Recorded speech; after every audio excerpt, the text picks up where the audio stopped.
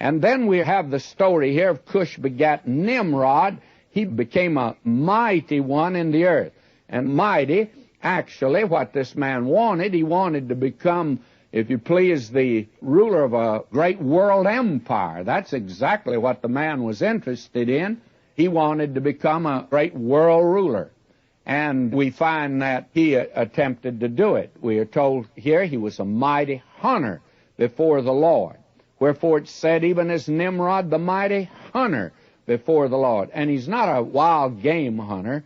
Sometimes they give a boy a little air gun, he goes out and shoots a sparrow, and when he comes in, why, they say, my, look, he's a little Nimrod. He hit a sparrow.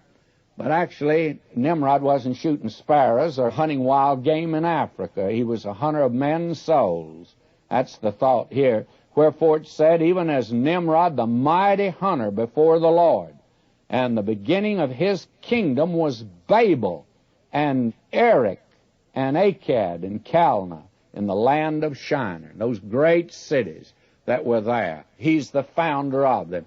Now, he has quite a story that you pick up in secular history. Hislop, in his book, The Two Babylons, gives the background, which I'm not going to enter into today at all, but it's a very fascinating story of how Nimrod actually is responsible, I think, for the Tower of Babel, for he attempted to bring together the human race after the flood in an effort to get them united in a race or in a nation where he could become a great world ruler. He was the founder of Babel. He's a rebel, hunter of the souls of man. He's the lawless one, and he's a shadow and a type of the last world ruler, Antichrist, who's to come. And this is the man that is before us here. I don't care to enter into more detail concerning him. The first great civilization came, therefore, out from the sons of Ham. We need to recognize that. It's so easy today to fall into the old pattern. We were taught that in school, let's face it, a few years ago.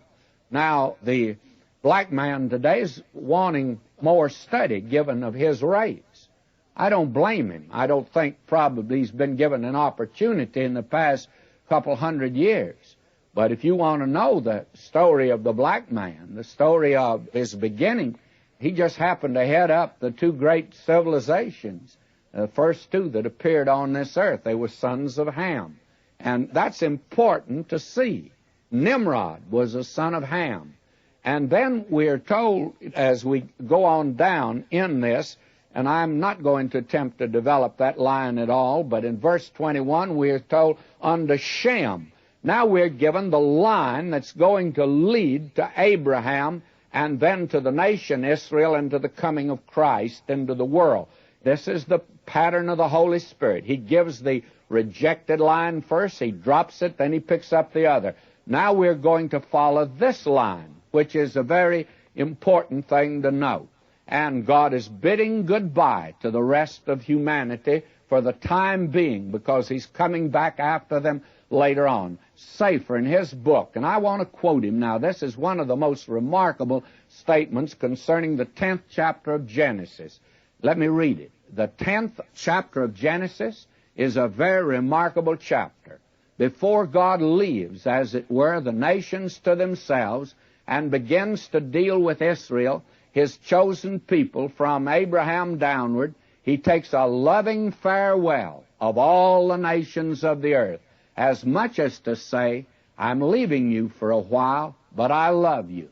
I have created you. I've ordered all your future, and their different genealogies are traced. That is the picture we have before us. Now, in this chapter, 70 nations are listed, 14 of them from Japheth. 30 of them came from Ham. Don't forget that. I'd give you a different conception today of the black man at his beginning. Now, I do want to say this, and I should add, I think that 26 nations from Shem. So you have 70 nations that are listed here.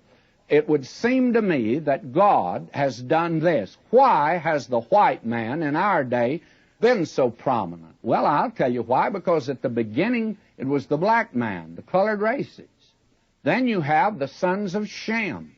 During the time of David, they made a tremendous impact upon this world. And you'll notice that from Shem there came others, actually the Syrians, not the Chaldeans. I disagree with that, but there came the Lydians, and not the Assyrians, but Syrians, and the Armenians, and you find that from them came the Arabians from Joktan, and you find several of these great nations. Now, they appeared next. Now, we are in that period, apparently, where the white man has come to the front. I think that all three are demonstrating that regardless of whether it's a son of Ham, Shem, or Japheth, they are incapable of ruling this world. And that's what God is demonstrating, I believe. And to see this is a tremendous thing. Now you have in the sons of Shem one that is mentioned that a great deal is made of, and that's in verse 25, and I must mention it to pass on. And unto Eber were born two sons. The name of one was Peleg, for in his days was the earth divided, and his brother's name was Joktan. Now, when I went over this before, I received all sorts of weird interpretations of what it meant the earth was divided, and that it speaks actually that there is a physical division here in the earth, that the earth had some tremendous physical catastrophe that took place. Well, frankly, all in the world that Moses is saying here, friends, he's anticipating the next chapter in which he's going to give the Tower of Babel. That was the time the earth was divided. And may I say, the simple interpretation just seems to be the one that a great many miss, and we ought not to. Now I drop down to pick up the last verse, verse 32 of this chapter. These are the families of the sons of Noah, after their generations, in their nations, and by these were the nations divided in the earth after the flood. And I want to submit to you that this is one of the great chapters of the Bible, and yet we spent less time with it than any other. But you can see what a rich study this would make for anyone who really wanted to take not a biased, but a fair appraisal of the human family. This has been a very remarkable chapter, and a great many have used it. Now we come to the 11th chapter, and we come here to what I sometimes have called the greatest tongue movement on record, and that was the Tower of Babel.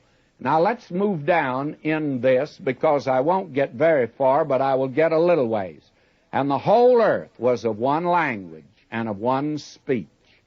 Now, I do not know what language they spoke at that time.